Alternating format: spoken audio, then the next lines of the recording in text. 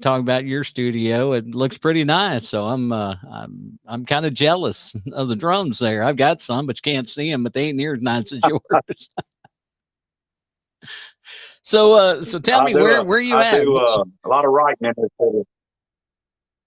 Yeah, look, it's a nice studio, man. I'm I am in. like I said, I'm.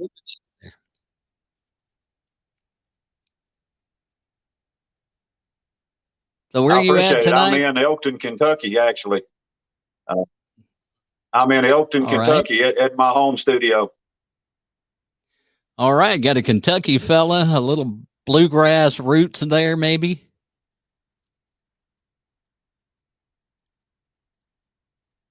I love me some bluegrass every now and then. Well, Corey is he's one of the hottest new country artists to come along right now, and he we'll talk about some of the bloodline here in a minute. I've got a special little segment we'll toss that out in, but tell me, Corey, how did you get into music, man? What got you started? Well, man, country music's kind of been in my blood since I was little.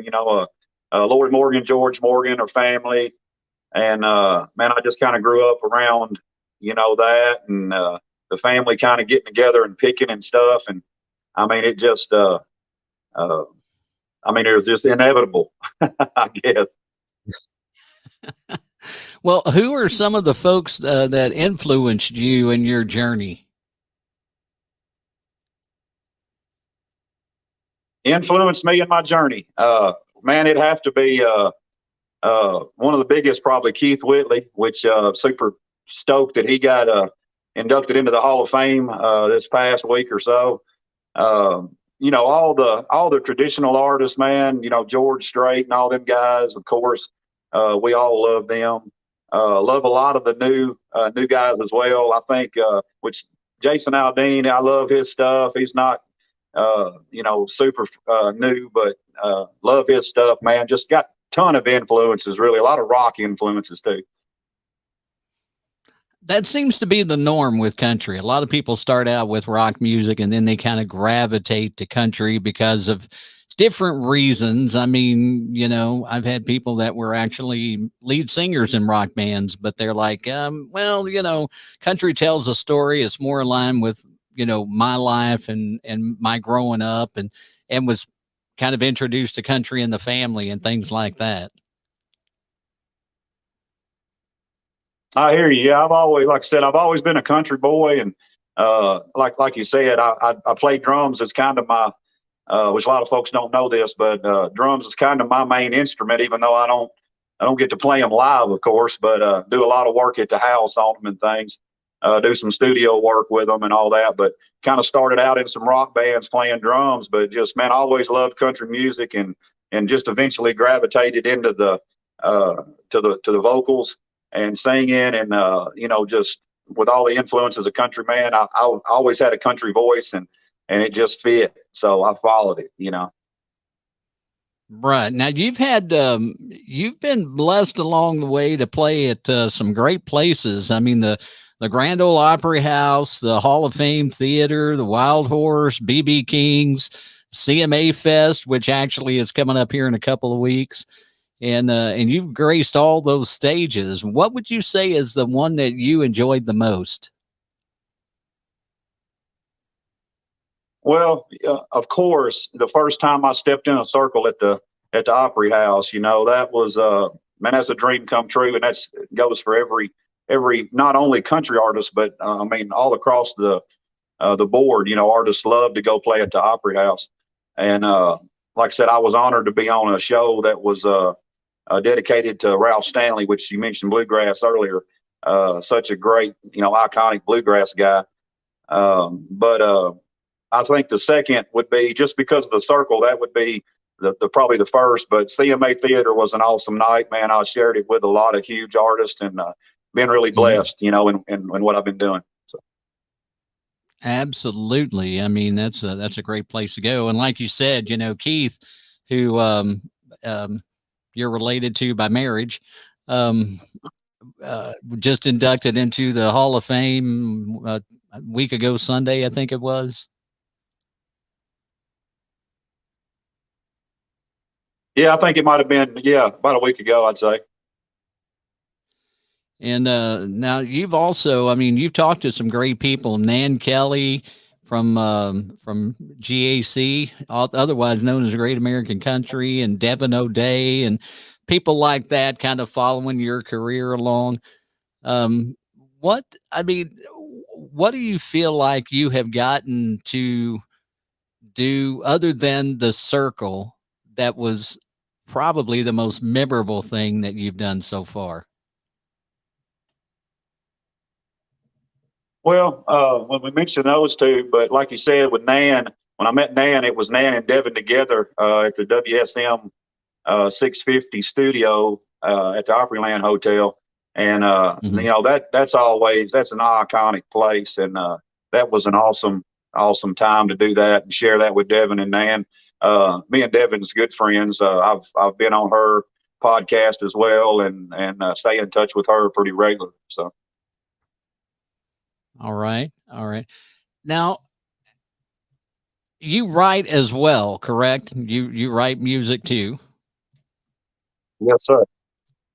Yes, sir. Who are some of the people that have influenced your writing in the way that you write? Um, well, a lot of times I listen to, just certain writers for certain artists. I have to say, I write a lot with Marty Morgan, which is a great writer. And me and him really work together good. Corey Lee Barker, which is a writer in Nashville, excellent writer. I've been blessed to write with him. And it's just something I've always kind of from the start. I've always wanted to write songs. I always wanted to share the songs that I write with folks. So I think those two guys recently, I think Jeff Bates, that's another one, the song that Dirt and Gravel that's out now, my newest single, me and Jeff wrote that. So Jeff Bates, another great writer that I've been real blessed to write with. Oh yeah, yeah, I know Jeff. Um, where when you're writing, where does a lot of the inspiration come from?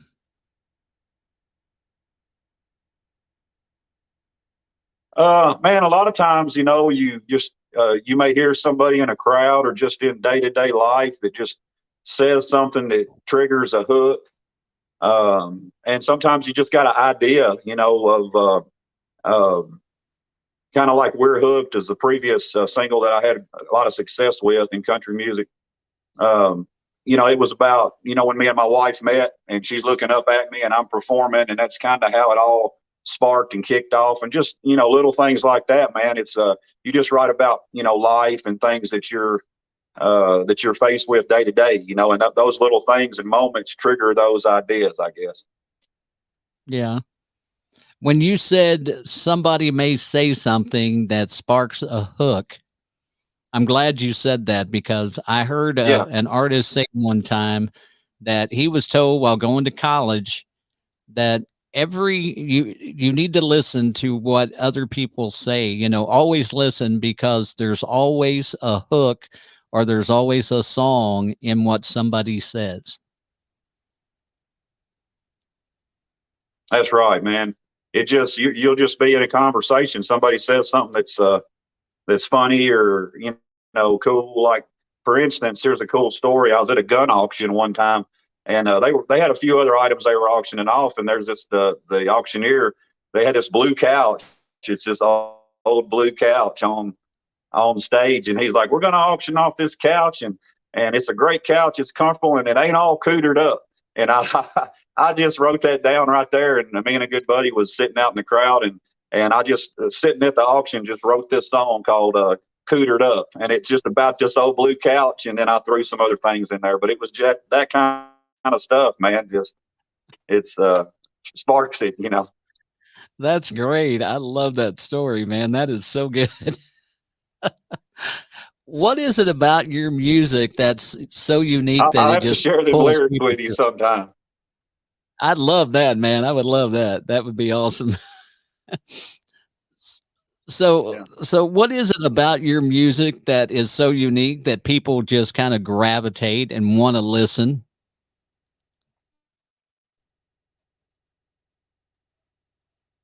Man, I think it's I get to ask that a lot, and I think there's so many great artists and so many great writers that's out there, doing their thing, and uh, I think what makes me unique is I've got a uh, I think and I hear this too from other folks that I got a really country sound in my voice, and so Mhm. when we use that, of course, and I'm thankful for that, but I think with today's current country and things changing and all that, we try to wrap, I guess, some current sounds in with that traditional, maybe.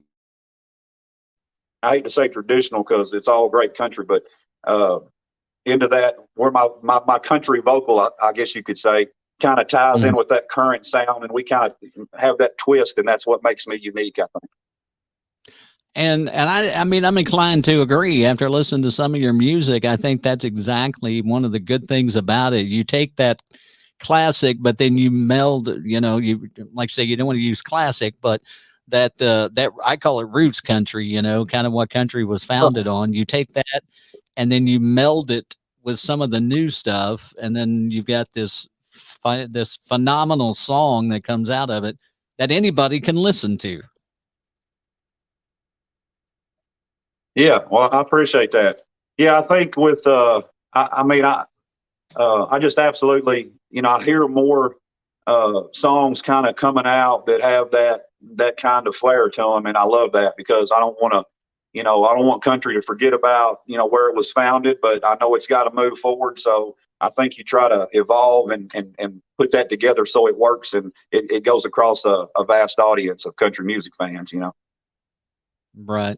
Did you see that happening? I mean, you said that you're glad that people are doing that, but did you see that happening a lot where a lot of these younger guys are kind of going back to, well, back to the basics of life as country music would be?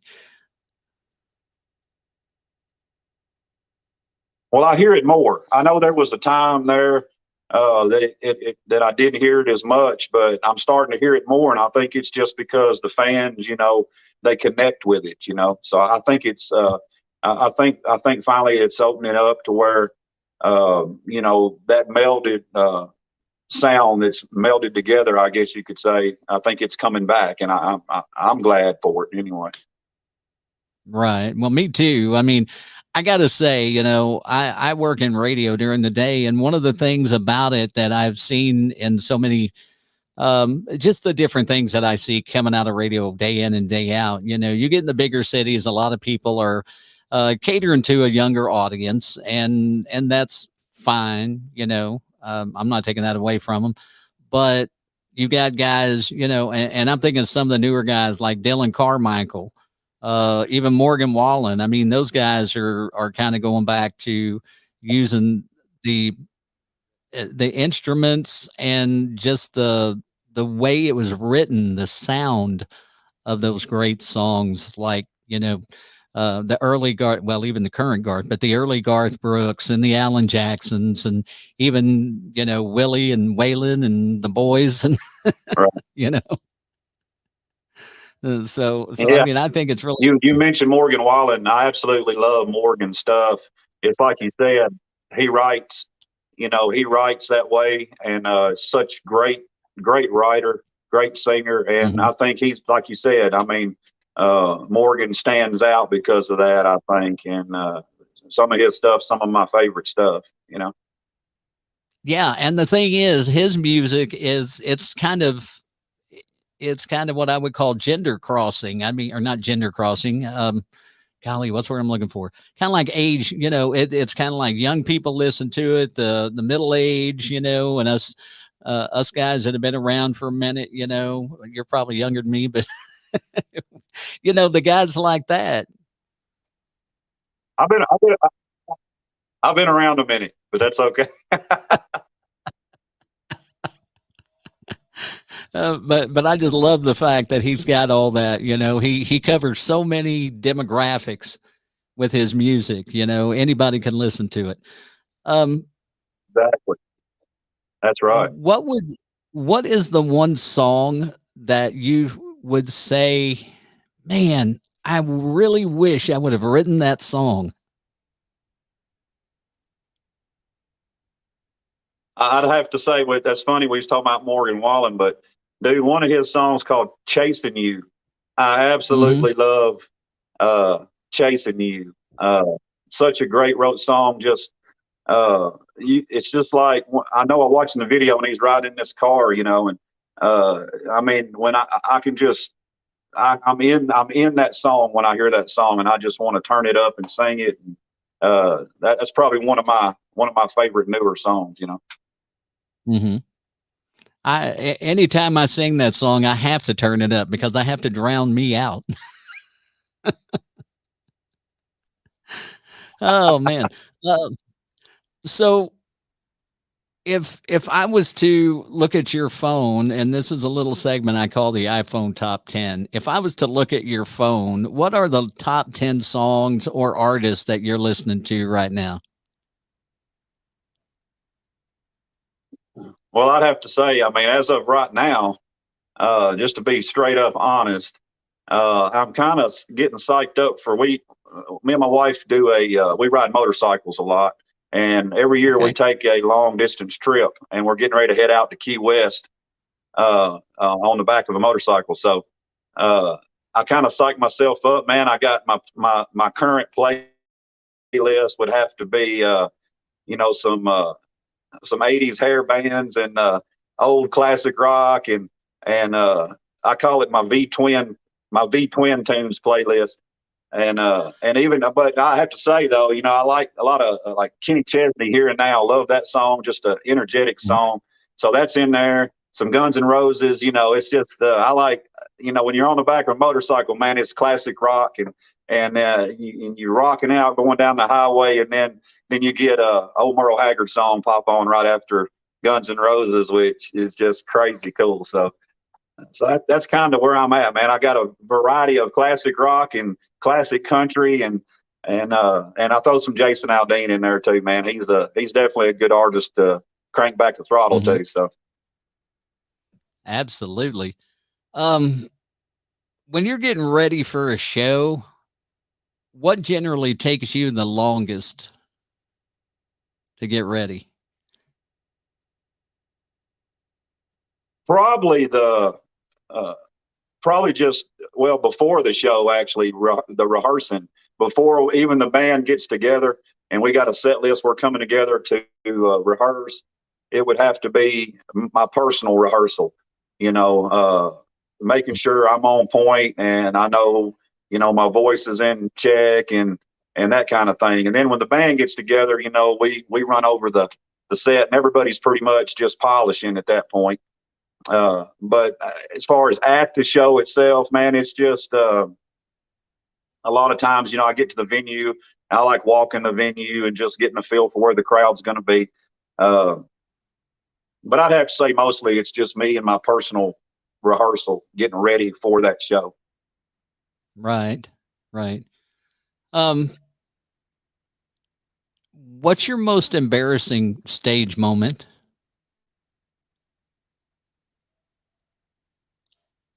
Embarrassing stage moment. It'd have to be, man. Years ago, I was singing on a radio show, and actually, it was like before you got on the radio show, you're kind of doing a Friday night thing where you get kind of an audition thing for the radio show on Saturday night. And I mean, I was, a very young artist at the time, and just got up there, and a song I've sung, 100 times, just totally went blank on the lyrics.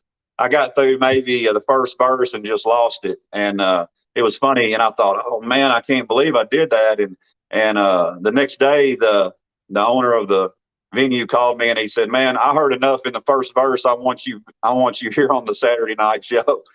And so that was probably the most embarrassing thing, because you work so hard to get through a song and learn the lyrics. And as a writer, of course, you got a million lyrics in your head all the time. So I was probably my most embarrassing moment. I'm just glad he heard what he liked, heard what he needed to hear. So Right.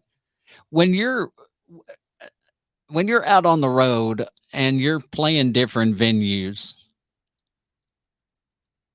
what are the venues that you enjoy more? Is it the dive bars or is it the more, I don't want to say controlled shows, but like if you get into like small theater type venues, you know, it's a little bit more controlled, but the dive bars just seem to be kind of out of control at times. Which one do you like the most? I mean, I really like the full, the full band, full stage shows. That's my favorite. Of course, we do all kind of different shows, but I just love it when the band's full blast, full light show, and you're out there just big festival or a big stage like that. That's probably my favorite. We kind of have a high energy set and don't really slow down much. And so I'd have to say, that's that rock in me, I guess. I just absolutely love that full band powerhouse show. Uh, Right. that has to be it. Right. So, Well, now you just released a new single not too long ago, and I want to play that. I want to give folks a chance to hear it, and then we'll come back and we'll talk about it a little bit, kind of give them the the backstory, if you would. And we're going to do that right now. The song is okay. called "Dirt Gravel," and this is Corey Farlow with "Dirt and Gravel" on b4Nashville. Actually, we'll get to that here in just 30 seconds. Stick with me here because I got to give props to the sponsors.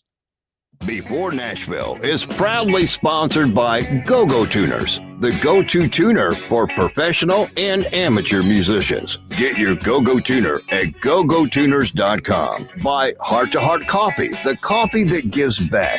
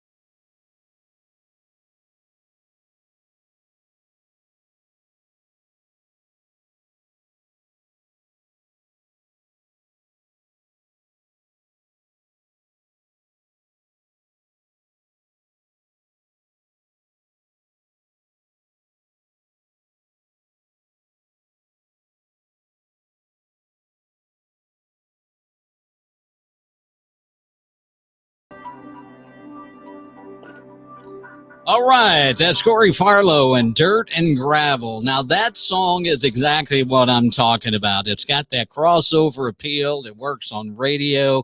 And most importantly, it works on your playlist if you're out at a bonfire or cruising up down the back roads.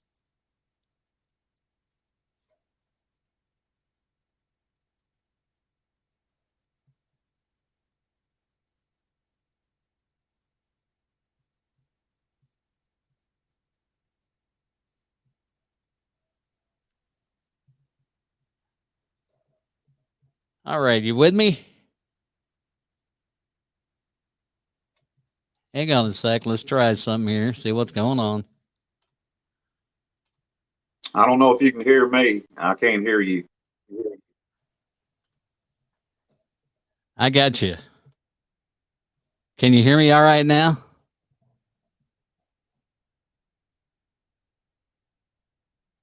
No?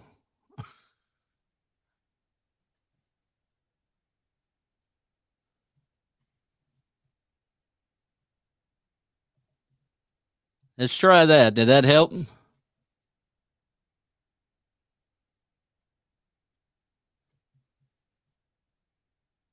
Can you hear me at all? Let me see here.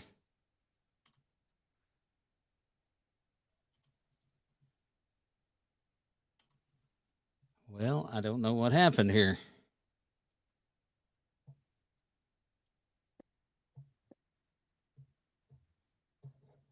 Everything was working fine, and then all of a sudden, we're not there.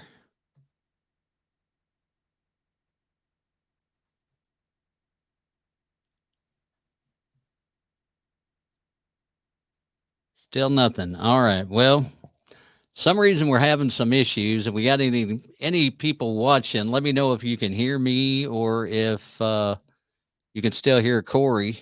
Can you hear me?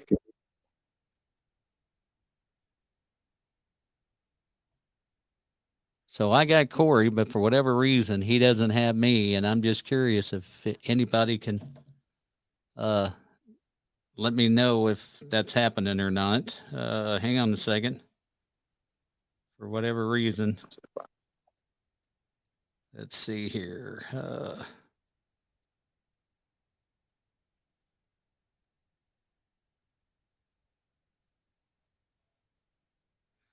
Hang on, Corey. I'm texting someone right now to see if somebody can hear me. I can hear you now. Hang on just a minute. Okay. Can you hear me? Can you hear me now? I got you. Yeah. Hey, can you hear me now? Yeah, I got you.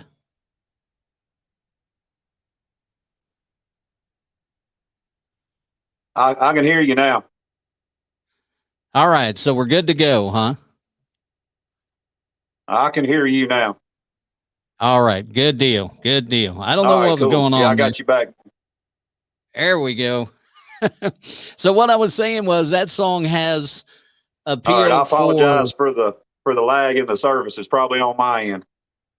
Oh, that's technology. That's the word. It's good and it's bad. Maybe so. It is good and it's bad. So that song has the appeal to get. I mean, it's the type of song that you can put on your playlist for a bonfire, to hang out with your buddies, to cruise up and down the highways on the back of a V-twin, or just get out on the back roads and drive around. I mean, that is just, it's a good song, man.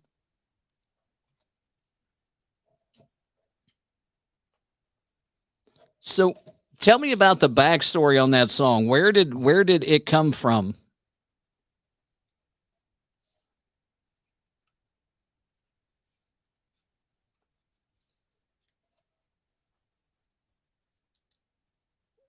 What's the backstory on that, Corey? Where did that song come from? Well, thank you very much, man. I appreciate that. Wrote that with Jeff Bates. So. Okay.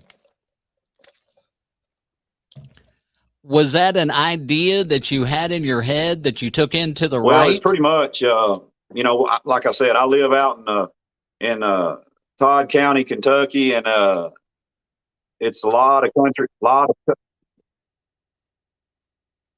yeah, if you can hear me, yeah, you got me. Yeah. Actually, I live out in Todd County, Kentucky, man.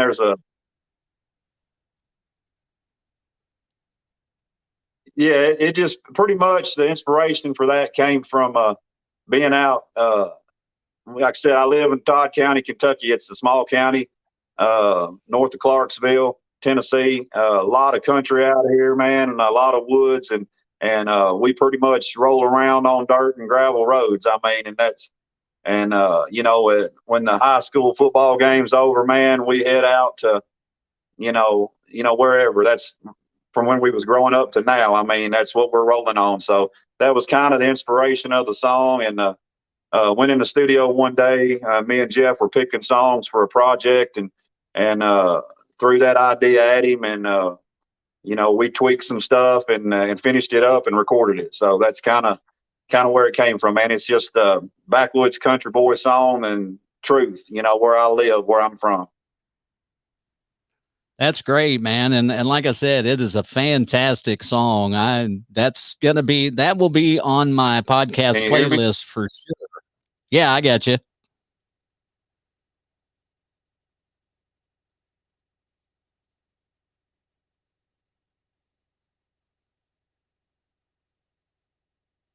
I lose you again? No, can you hear me okay?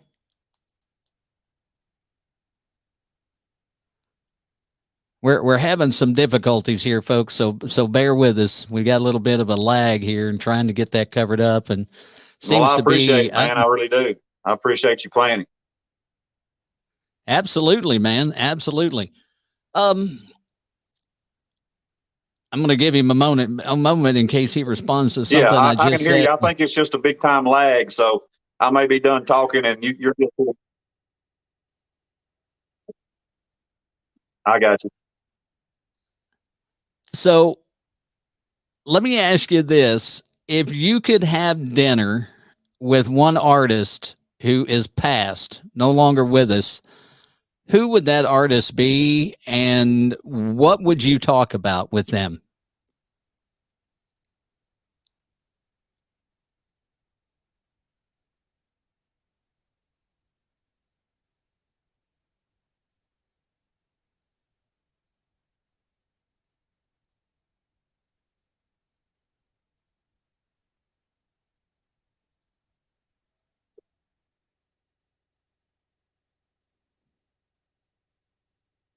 Man, it would have to be my Uncle George, George Morgan.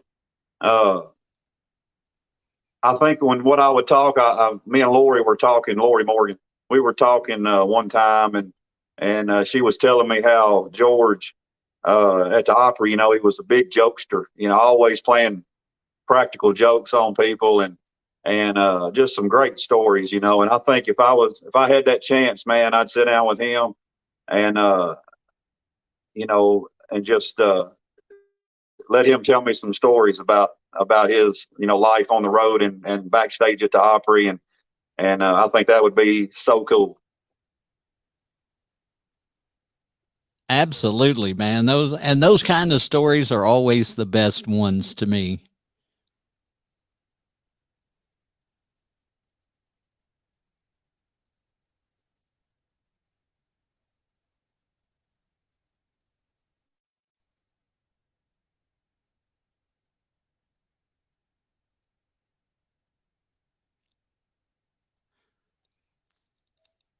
When you're doing a show, what is the one cover song that you have to do in every show that you just love?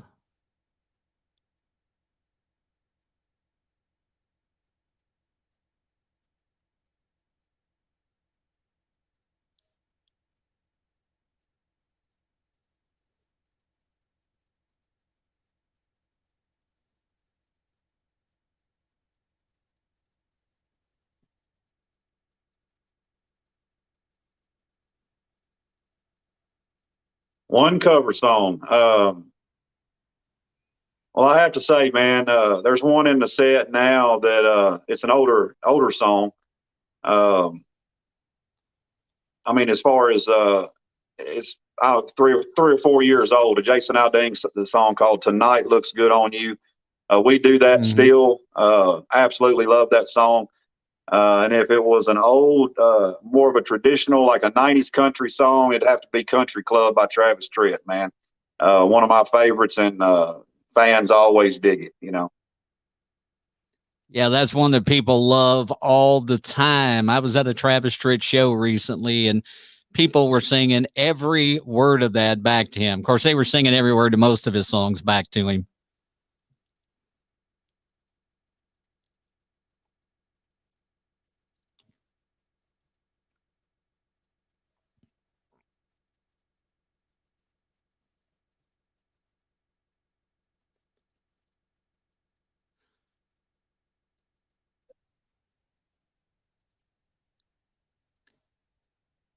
If you could give somebody one piece of advice that wanted to get into the Yeah. industry, what what would you tell them?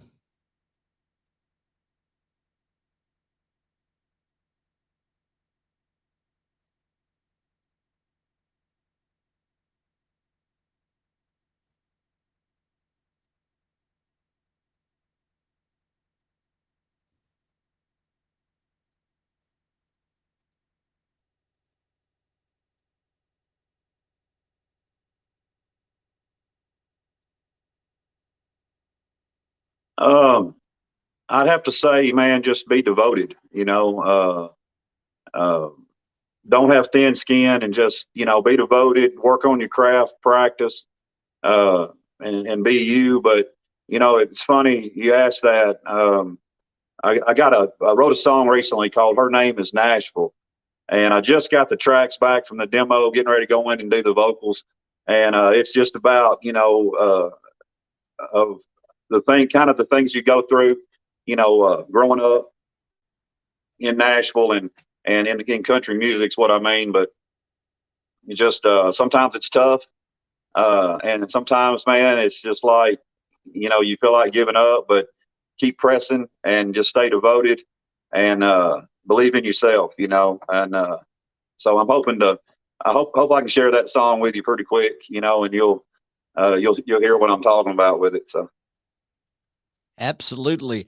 And it's great that you brought that up because that kind of segues into the next question. You are walking down, I mean, when you're going to Nashville, say you got a night off and you're in Nashville, what's the first turn you're going to make into a club? What's the very first place you go to when you get to Nashville?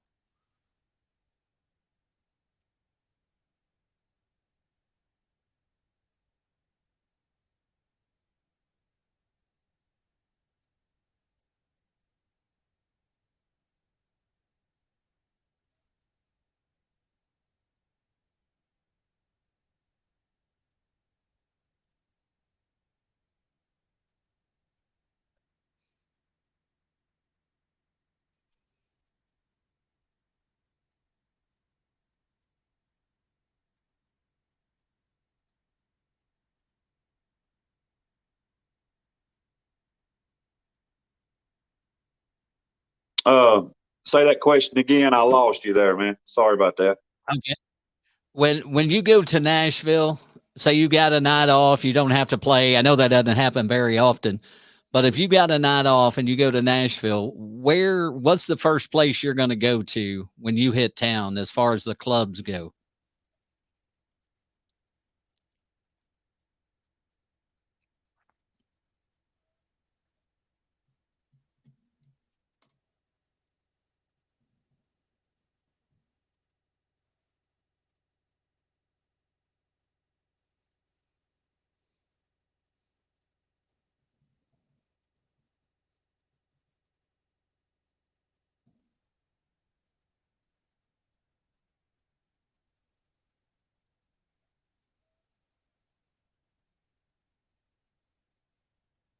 When I got a night off, let's see. Me and my wife, we love to go to uh, the Palms for dinner for one. Excellent spot.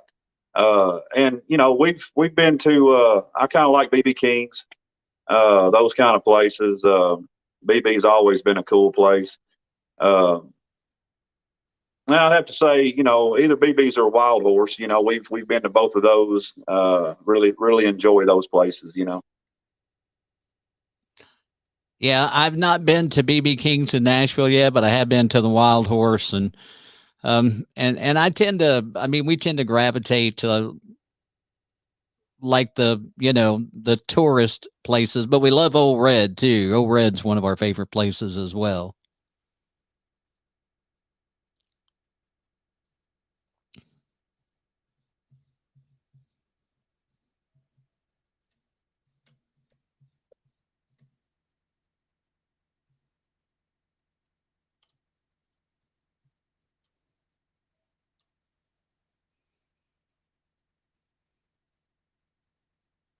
Yeah. Yeah, we actually went to Old Red in Gatlinburg. Pretty cool place. Yeah, I totally forgot he opened that one there. Um, if somebody were to write a documentary about your life and your career, who would play you in that documentary, or who would you want to play you in that documentary?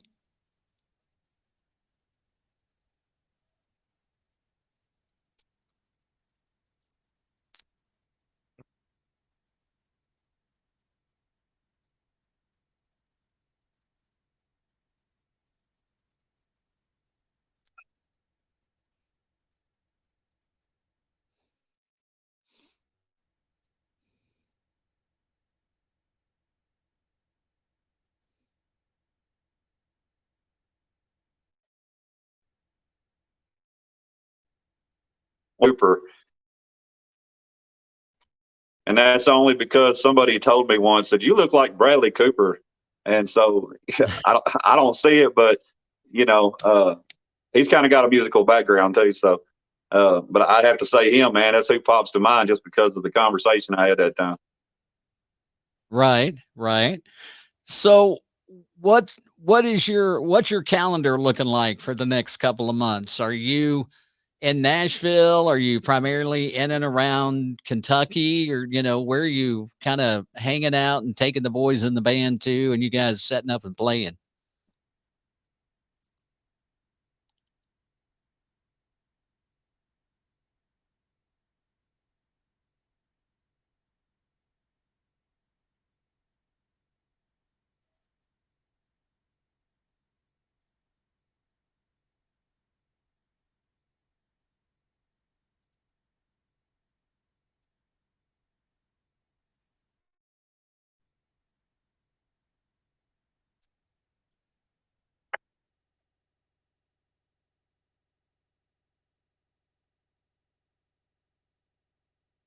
Lost you on that one again, man. Sorry. Repeat that That's question for me. all right. Where are you and the guys going out and playing over the next couple of months? What's your calendar looking like? Where are you going to be? Where can folks find you out on the road?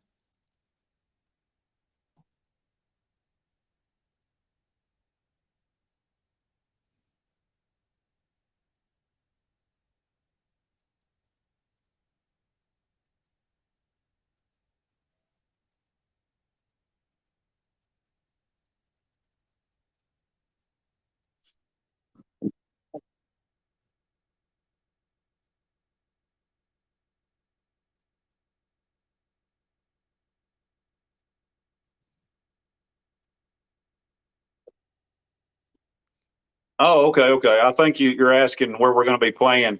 Actually got a show coming up July the 2nd. That's at a campground at Lake Malone, Kentucky, which is, I think, Camp Wildfoot.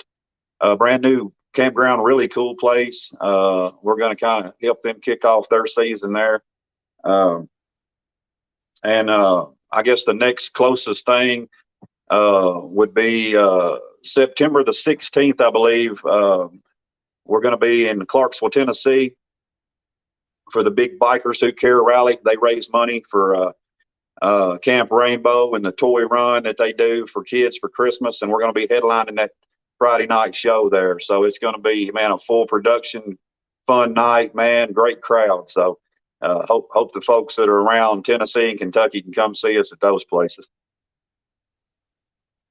Yeah, we got a lot of folks down in that if area. I lose you here in a minute, man, I'm getting some problems with my screen there, so I apologize if that happens. So.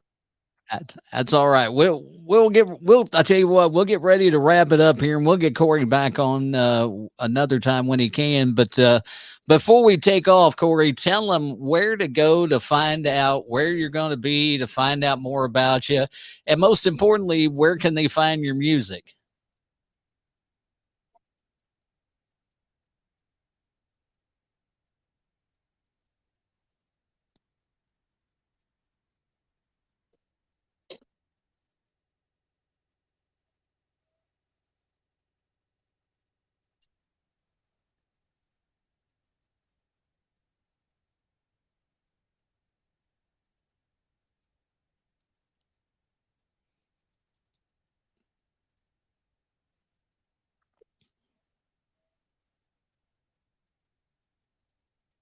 CoreyFarlowCountry.com, Facebook, Corey Farlow Country, Twitter at Corey Farlow. I'm everywhere. Corey Farlow Country on Instagram, Corey Farlow Country at TikTok.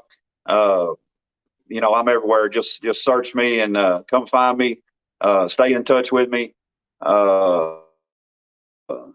I love to talk to each and every one of you, and I appreciate you, buddy, so much for having me on, and just absolutely appreciate you playing the new single too.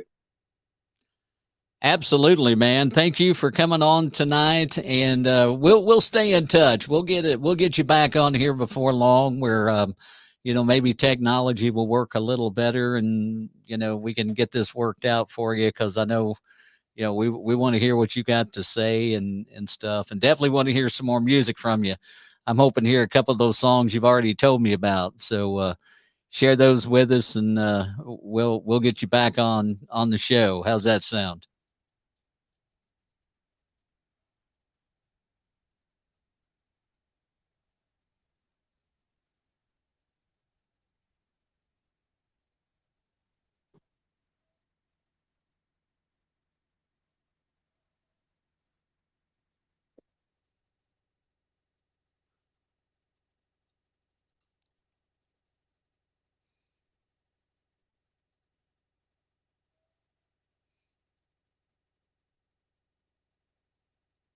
That's great, man. I appreciate it a lot, and look forward to talking to you again, brother, for sure.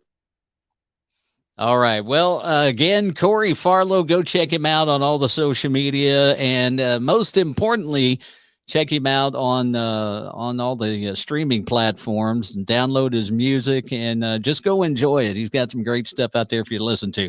I'm going to take a little time off. I've got the granddaughter coming next week, so we won't be on for a couple of days plus Memorial Day.